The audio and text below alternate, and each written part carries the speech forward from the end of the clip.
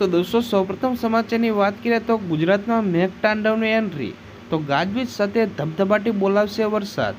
તો ગુજરાતમાં મેઘરાજાની આગમન થતાં અનેક વિસ્તારમાં ધોધમાર વરસાદ। તો દોસ્તો બીજા સમાચારની વાત કરીએ તો છેલ્લા 24 કલાકમાં ગુજરાતમાં ચોમાસાનું આગમન થઈ ચૂક્યું છે।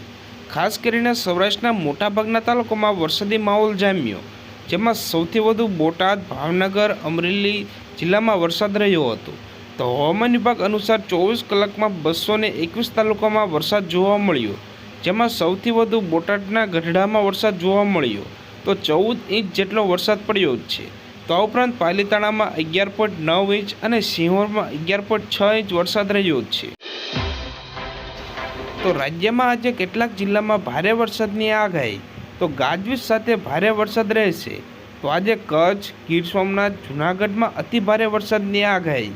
તો 18થી 22 જૂન દરમિયાન રાજ્યમાં સામાન્યથી ભારે વરસાદની આગાહી છે। તો માછીમારોને આગામી 5 દિવસ દરિયામાં ન જવા સૂચના આપવામાં આવી।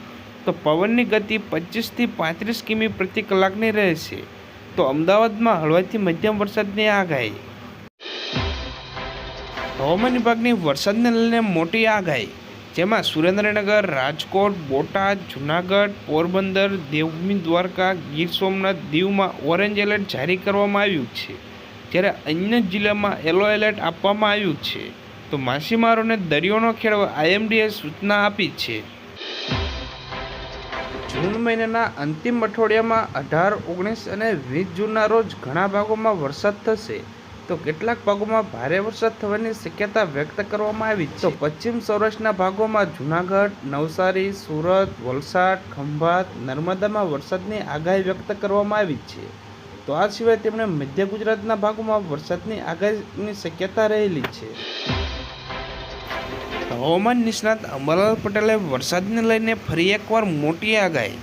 અંબાલાલ પટેલના જણાવ્યા મુજબ આજે પણ વરસાદ ભૂકા બોલાવશે।